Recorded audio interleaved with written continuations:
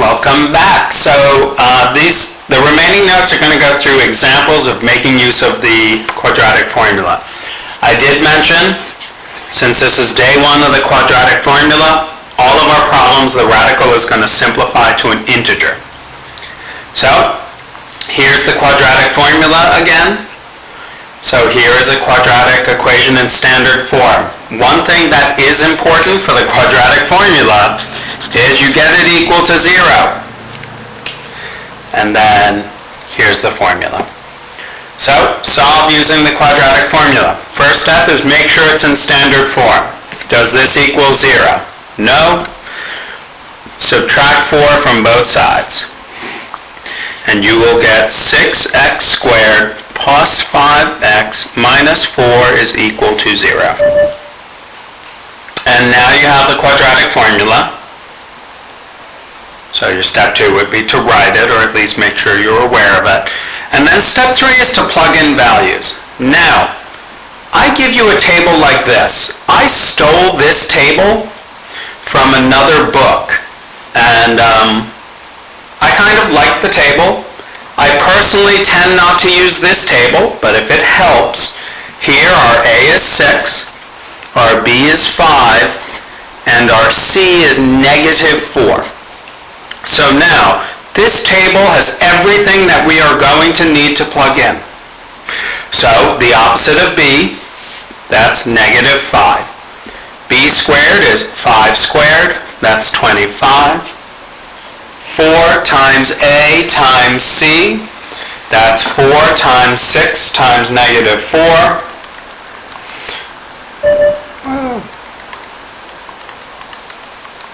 Oh, I did it right over here. Is negative 96. Be careful that you don't leave off this negative. Watch that negative. This is one of the places students make mistakes. And then 2a, 2 times 6 is 12. So now, if I have this table, I just plug in. So, I have the opposite of b, negative 5, plus or minus, b squared is 25, minus 4ac is negative 96. And so the minus and negative 96 is going to simplify to a plus inside. So this will be negative 5 plus or minus 25 plus 96. Oh, I forgot to do the 2a. All over 12. All over 12. 25 plus 96 is 121. And one thing I mentioned, day one of the quadratic formula, our radical is going to simplify to an integer. Square root of 21 is 11. Don't forget the plus or minus. This is negative 5 plus or minus 11 over 12. So now I'm going to consider the two cases. I'm going to consider the minus and I'm going to consider the plus. Negative 5 minus 11 over 12. Negative 5 plus 11 over 12. So this is negative 16 over 12, or x is equal to 6 over 12.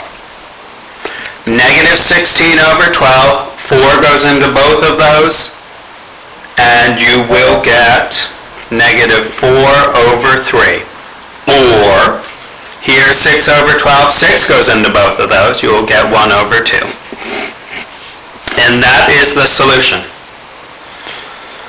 So now, if the exact solutions were not rational numbers can be written as fractions, they can be written as a ratio. So if you end up with something that still has a square root, as we will in the next set of videos, you would use a calculator to round the numbers to the nearest hundredth. So now, keep in mind here, this is going to come up a little bit later, but you could have factored this. So 6x squared plus 5x minus 4 equals 0. You could have factored. Just be careful when you do your factor diamond, negative 24 over 5. One reason I would not choose to solve by factoring here is, to me, this doesn't factor easily. I would not choose to solve by square roots here because I have a bx term. I would not choose to solve by completing the square here because a is not 1 and b is not even. So I would use the quadratic formula, even though it does factor. You just have to come up with the two factors of negative 24 that add to 5, and these would be,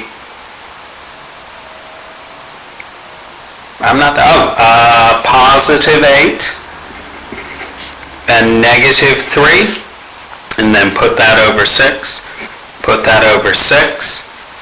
You can simplify this to become 2 goes into each of those, 3 over plus 4, and this would give you 3x plus 4, and when you solve there, you're going to get negative 4 over 3.